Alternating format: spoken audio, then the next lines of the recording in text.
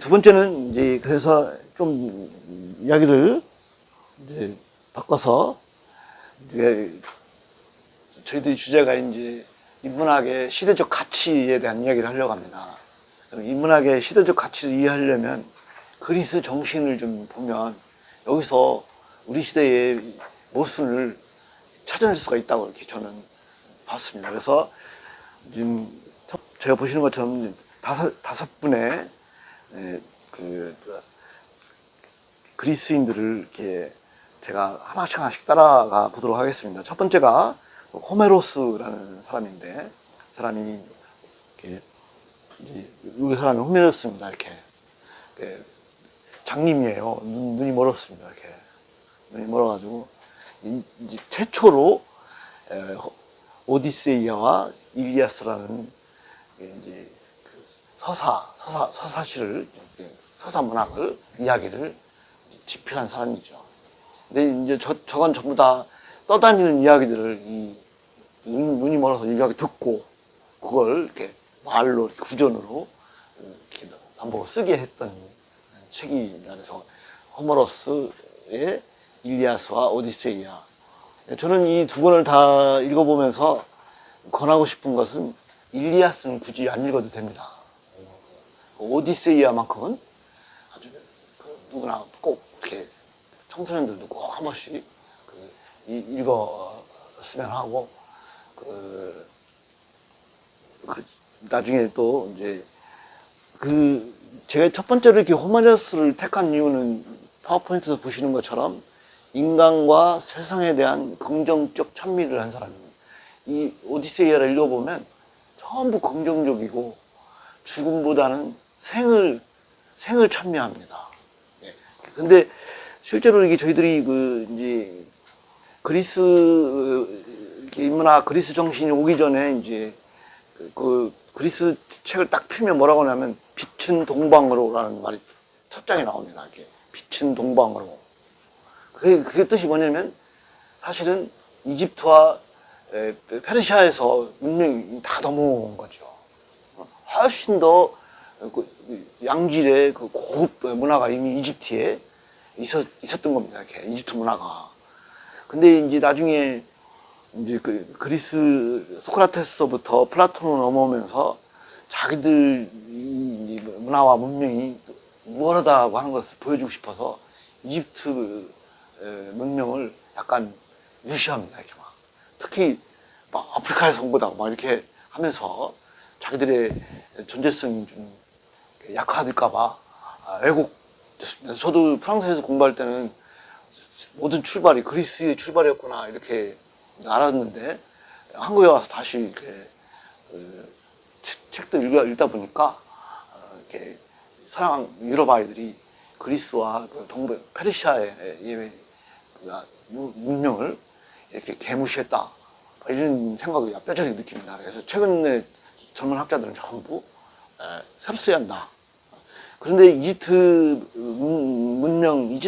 핵심은 죽음이에요. 죽음에 어둡고 여러분들 스핑크스나 또는 피라미드를 보시면 다 죽음 이후의 세계를 추구합니다. 전부.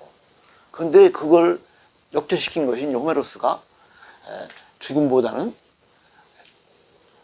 살아있는 현재의 삶, 그 다음에 그거에 대해서 긍정적인 참여를 합니다.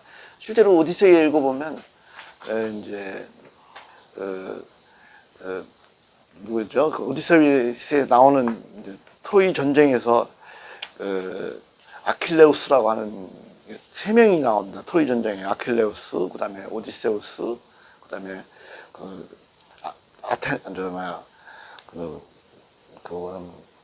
트로이의 왕자 세 명이 있는데 나중에 이제 아킬레우스는 죽습니다. 전쟁터에서. 그래서 우리가 말하는 아킬레스인데 엄마가 신이고 아버지가 인간이에요. 그래서 엄마가 아킬레우스를 영원히 살게 하려고 이렇게 강물에 이렇게 적셨는데 발목을 잡고 이렇게 적시는 바람에 발목에 안 묻었어요. 그 강물이. 그래서 나중에 트로이 전쟁에서 그 발목에 화살을 맞아가지고 죽게 됩니다. 그게 우리는 아킬레스건이라고 표현하는데 그 사람 이름이 아킬레우스죠. 아킬레우스가 죽어가지고 지옥에 가 있는데 오디세우스가 고향을 뒤돌아가는 길에 지옥에 가서 아킬레우스를 만납니다. 너 여기 사는 게 어떠냐 그랬더니 이렇게 개똥밭에 굴러도 이승이 좋다고, 예? 이렇게 살아있는 게 더 좋다. 지옥에서 이렇게 못 쓰겠다. 이런 이야기들을 글쓰기에 서슴없이 나오는 것들을 우리가 보면 철저하게 호메로스는 그리스 정신을 이렇게 오픈시킬 때 생과 또 삶과 인간에 대한 긍정적인 찬미들을 이렇게 볼 수가 있습니다. 그래서 이제 그 다음 그림이 제가 이제 이게 대표적인 카라바조의 바카스라는 그림인데, 이렇게 그 그리스 신화를 보면 정말로 이렇게 긍정적이고 삶을 찬미하는 이런 것들을 볼 수 있습니다. 그게 이제 현대 와서 이제 소설로 가장 잘 이렇게 집대성되어 있는 것이 그리스 정신을 가장 잘 살리는 소설이 저는 그리스인 조르바다 이렇게 생각합니다. 조르바가 정말 우리들이 인문학에서 추구하는 진정한 자유인. 예를 들면 저는 최근에 이제 글에 늘 강조해서 많이 쓰는데, 자본과 기득권 세력들이 인간을 세 가지 측면을 소외시킵니다. 이렇게 그걸 굉장히 자각하셔야 합니다. 이렇게 첫 번째 소외시키는 게 뭐냐면 몸을 쓰지 못하게 합니다. 이렇게 자본과 기득권들은 웬만하면 차 타라고 하고 웬만하면 택시 타라고 하고, 몸을 쓰지 못하니까 어느 순간에 그 기계 문명에 종속당하는 거죠. 그래서 이게 저는 철저하게, 저도 우리 회장님하고 다 우리 동네에서 텃밭을 하는데, 텃밭을 하는 가장 큰 이유가 하나는 그냥 내 몸을 쓰겠다.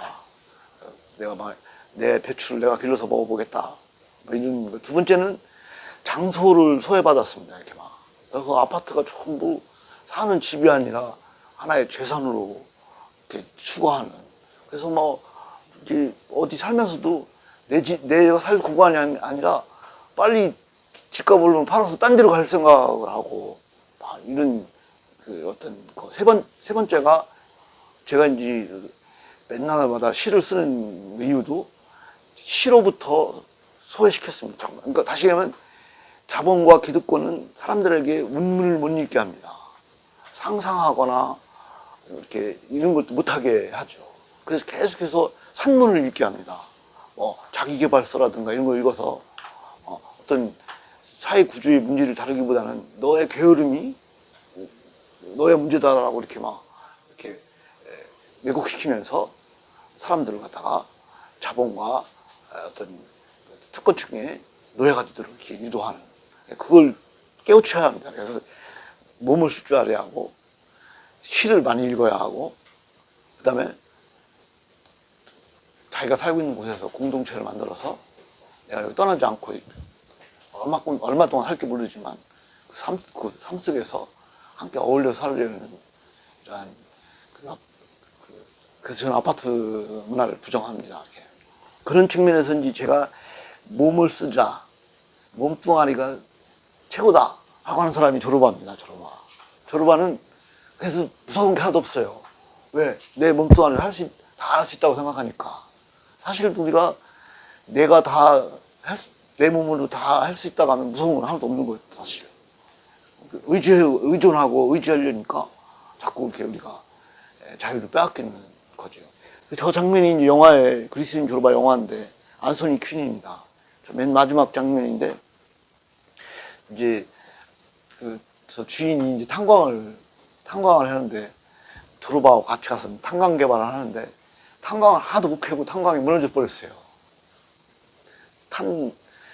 캐기 직전인데, 그거 얼마나 돈도 많이 쓰고 했는데, 그래서 주인은 큰일 났다, 이거 그냥 내 인생 끝났다라고 했는데, 조르바는 그거 그러느냐, 또 다시 재기하면 되지, 춤이나 추자고, 바닷가에서 이제 마지막 장면이 나와라고 춤이나 추자고.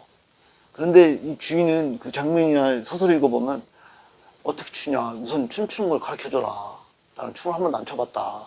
그러니까 조르바가 원하면 그걸 뭘 배우냐고, 그냥 나 따라하라고. 춤이라는 건 배울 필요가 없는 거고, 그냥 자기 몸이 가는 대로 하면 된다라고 이렇게 하는 장면입니다, 저게. 정말 우리 인문학자들이 굉장히 강조하는 몸을 왜 해라. 이렇게 그것들이 전부 다 호메로스가 그 일리아스와 오디세이에서 풀었던 삶에 대한 긍정, 죽음이 아니라 살아있는 동안을 더 긍정하고 찬미하자. 다음 그림은 이제 제가 이렇게 컴퓨터 이렇게 화면에다 띄워놓고 종종 보고 있는데, 이 아테네 학당이라는 라파엘로가 그린 그림입니다. 이렇게. 그래서 그 당시 이제 그리스 철학자들을, 그래서 저 안에 보면 이제 한가운데 있는 사람이 플라톤입니다. 이렇게. 플라톤을 찾으시려면 항상, 저는 저기다 플라톤이라고 써놨으니까 찾겠지만, 저기 안 써있을 때는 손을 하늘을 가리키고 있는 사람이면 다 플라톤입니다. 이렇게. 그 이데아를 추구하는. 그 밑에 이제 아리스토텔레스가 손가락을 땅바닥으로 가리킵니다. 이렇게. 서로 대립되는 그 중심으로 해서, 이제 그래서 이제 이 그림을 좀 틈틈이 보시면서, 첫 번째 이제 제가 아까 호메로스를 말했고, 두 번째는 소크라테스를 이야기하겠습니다. 소크라테스 하면 반드시 외워둬야 할 문장이 하나 있습니다. 이렇게. 소크라테스 하면 딱 그 잊지 말아야 할 문장이, 숙고하지 않는 삶은 가치가 없다. 이게 아주 소크라테스가 말하는 대표적인 문장입니다. 이렇게. 그래서 그리스 정신, 인문학의 첫 번째 화두입니다. 이렇게. 첫 번째 던지는 말이, 숙고하지 않는 삶은 가치가 없다. 근데 숙고라는 말이 이제 영어로 그냥 이그제민 이렇게 했는데, 그래서 어떤 책에는, 어떤 학자들은 그냥 검토하지 않는 삶은, 숙고 대신 검토라는 말을 쓰기도 합니다. 이렇게. 검토한다. 근데 저는 그거보다는 숙고라는 말을 더 좋아합니다. 제가 개인적으로 이 숙자를 되게 좋아합니다. 이렇게. 그러니까 이글 숙자인데, 제가 와인 공부를 하다 보니까 막 와인도 숙성. 와인은 어떤 와인이 좋으냐? 누가 말해도 숙성된 와인입니다. 이렇게. 근데 그걸 이제 뒤집으면 성숙이 돼요, 또. 그래서 인문학의 최고의 가치는 성숙된 사람. 제가 숙자만 들어가면 다 좋아합니다. 막 숙자, 숙희, 막 여자들도 숙자 들어가면 다 이렇게 제가 개인적으로 좋아합니다. 이렇게. 숙고하지 않는 삶은 가치가 없다. 근데 저희들이 학생들하고도 이렇게 인문학 얘기를 하다 보면, 이건 문제가 외워요. 숙고하지 않는 삶은 가치가 없다. 문제는데, 제가 바로 무슨 질문을 하냐면, 무엇을 숙고할 거냐? 숙고의 대상을 몰라요. 시험 난다는 것만 이렇게 외우지, 막상 숙고를 뭐 하자는 거냐? 숙고의 대상이 뭐냐? 숙고의 대상이 뭐냐면, 나는 누구인가를 숙고하라는 거죠. 나는 누구인가. 그리고 두 번째가, 나는 누구인가라고 물은 다음에 두 번째가 중요합니다. 나는 내가 알지 못한다는 것을 아는가? 내가 다 아는가? 내가 모르는 건 없는가? 나의 무지를 이렇게 파악하는. 저는 숙고가, 나는 누구인가보다 더 중요한 게, 내가 알고 있는 게 단가? 나는 모르는 게 없는가? 여기서부터 이제 모든 철학이 시작되고 인문학이 시작된다고 봅니다. 이렇게. 그래서 내가 알지 못한다는 것을 알아야, 그때부터 이제 우리는 배움이 시작됩니다. 이렇게. 학습이 시작되고.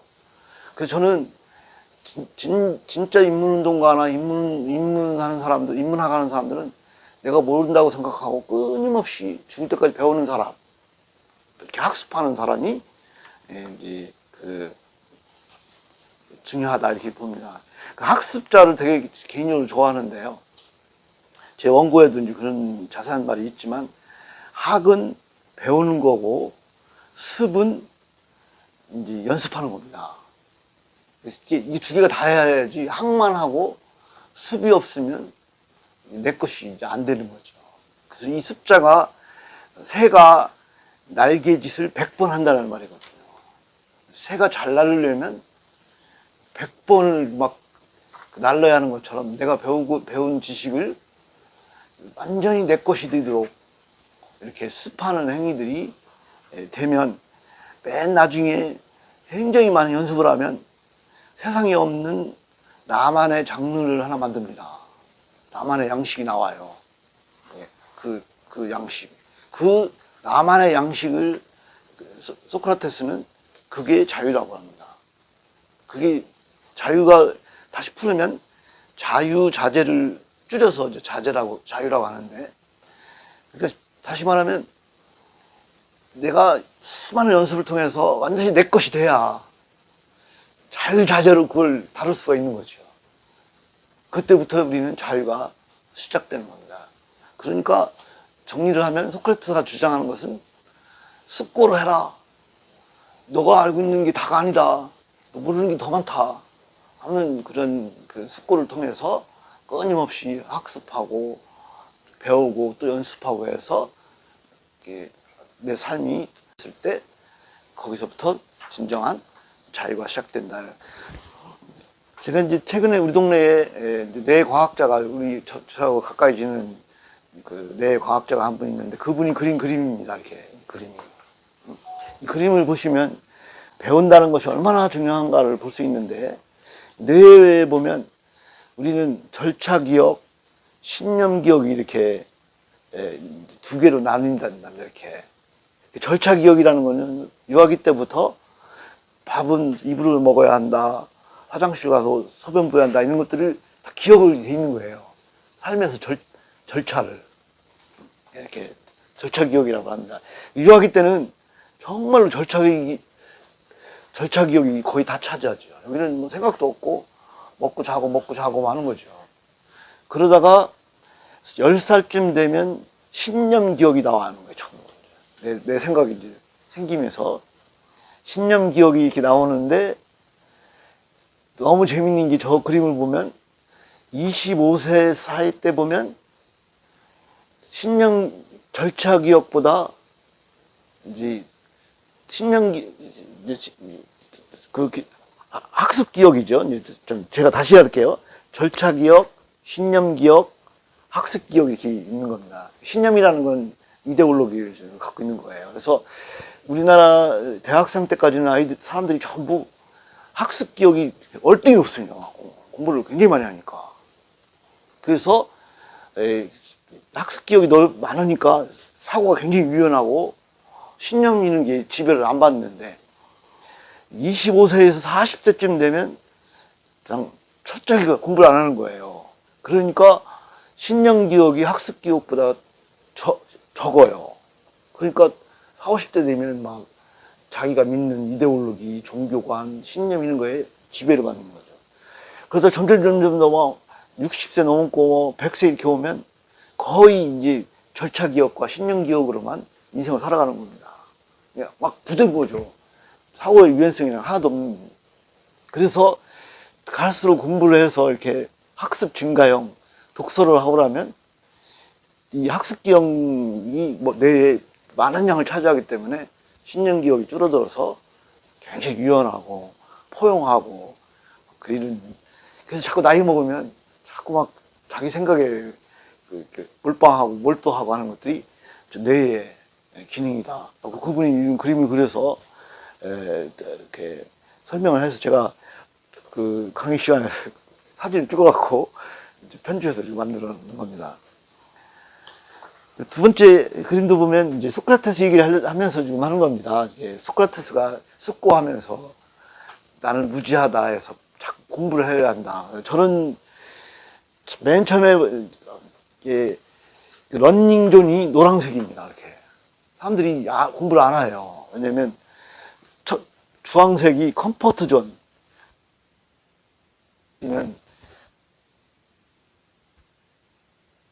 위험 존을 넘고 거기서 다시 그 노란색을 넘어가야만 저 연두색에서 그루스진 존, 성장하는 거예요.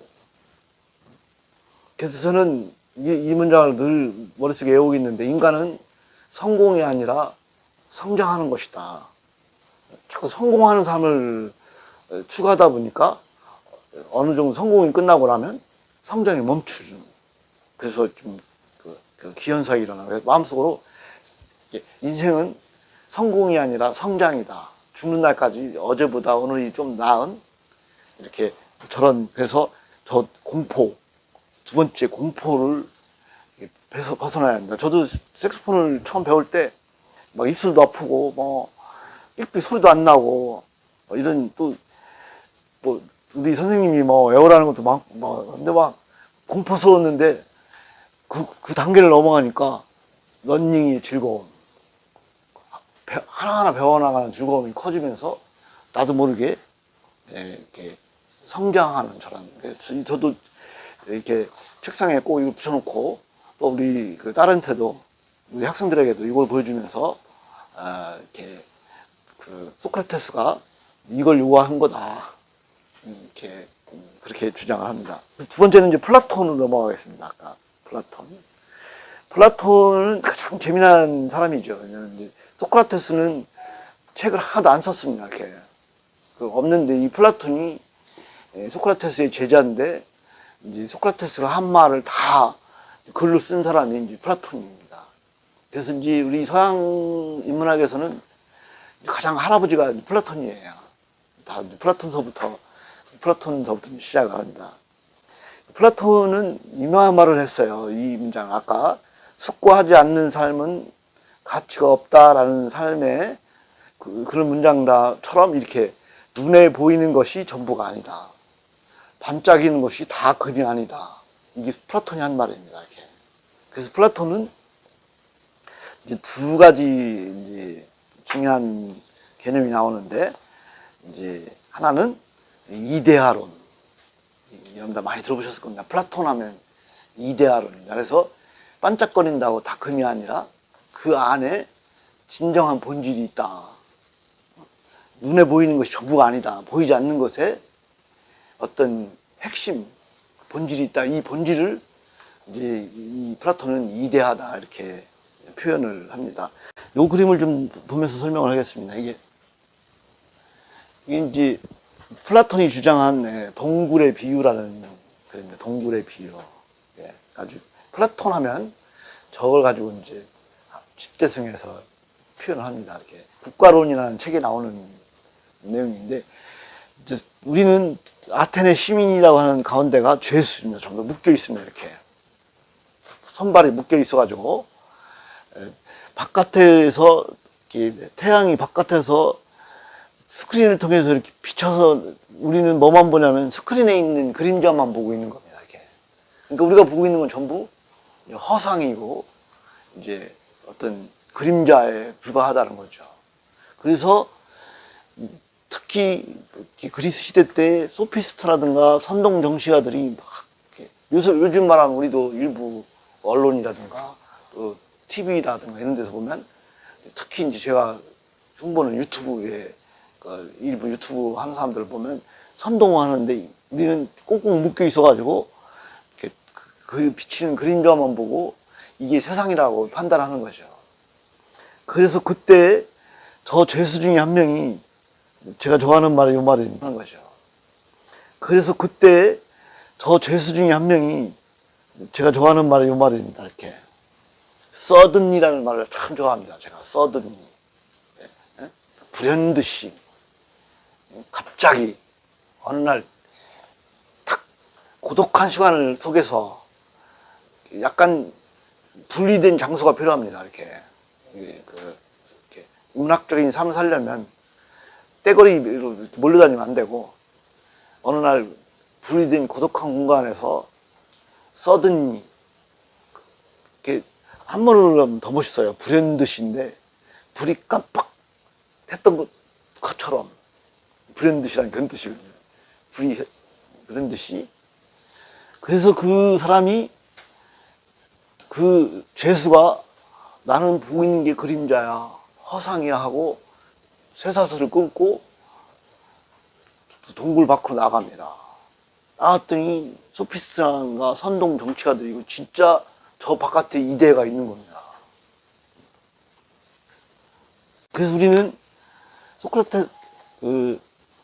플라톤이 주장하는 것은 끊임없이 우리는 저렇게 이제 동굴에서 나와야 한다는 거죠. 이렇게 헬레니즘으로 복귀를 합니다. 그게 이제 우리가 말하는 르네상스가 이제 시작되는 거죠. 그 르네상스는 저희들이 휴머니즘, 인문주의의 회복 이렇게 이제 보는 거죠. 그래서 서양 사람들은 이제 오늘 우리가 공부한 그리스 정신을 고대라고 하고요. 르네상스 시대를 근대라고 이렇게 표현합니다. 모던이라고 하는 말을 처음 쓰고, 가운데 이제 히브라이즘을 뭐라고 말할 수가 없으니까 그냥 중간 세상이다. 중세 이렇게. 그래서 우리가 중세라는 말은 이제 헬레니즘을 중심, 인문학을 중심으로 해서 인간 중심에서부터 이렇게 이단으로 이렇게 보고 있는 거죠. 이렇게. 그래서 이제 그리스 정신을 이렇게 보다가 이제 오늘 제가 인문학의 시대적 가치는 이렇게 정의를 내리겠습니다. 이렇게 그리스가 일찍 망하고 로마는 천년을 유지하는 그 이유가 뭐였을까? 그리스인들이 뼈저리게 느꼈어요. 그리스 정신은 받아들이자. 참 좋다. 숙고하자. 관조하자. 그런데 플라톤이 주장하는 이데아로는 문제가 있다.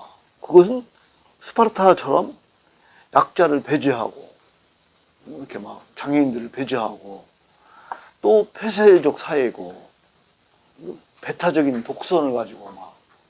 그래서 로마는 바로 이 그리스의 폐단을 극복하자는 것이 로마가 성공한 요인입니다. 그래서 바로 이들은 호민관 제도라든가 뭐 이렇게 해서 노예도 시민으로 끌어올 수 있고 장애인도 인간으로 이렇게 받아들이고 그렇게 하면서 또 동시에 이제 길을 놉니다.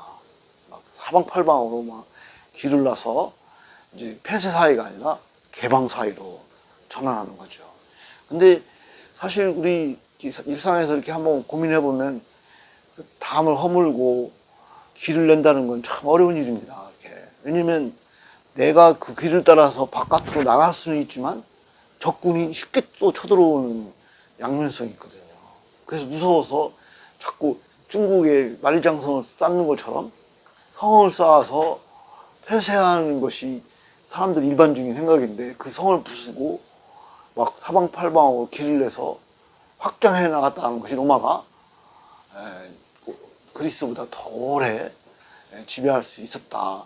저도 이게 이제 그리스 정신의 또 인문 정신의 어떤 배타성을 경계하는.